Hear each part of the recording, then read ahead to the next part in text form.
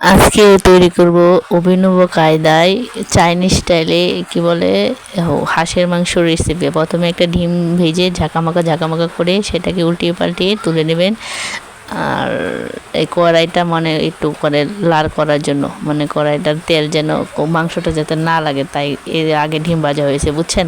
তারপরে একটা হাঁসের মাংস সুন্দর করে দিয়ে তারপরে তেলের মধ্যে ভাজা ভাজা করে নেবেন।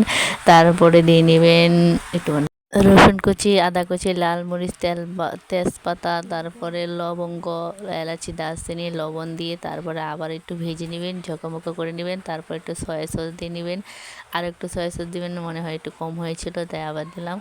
তারপরে আবার ঝকমকো এখানে আপনারা স্প্রাইট বা যে কোনো ব্র্যান্ডের কোক দিলে এটা স্বাদটা ভিন্ন হবে। তারপরে 30 মিনিট জন্য রান্না হবে। কষানোর পরে দিয়ে দিবেন কাঁচা লঙ্কা, তারপরে আবার ঝকমকো করে নেবেন। তারপরে টমেটো সস, লবণ, চাট মশলা, এটা কি দিছি, তারপর ধনেপাতা কুচি দিয়ে নেড়ে ছেড়ে আমাদের আর 30 মিনিট না, আমাদের গরম গরম পরিবেশন করবেন।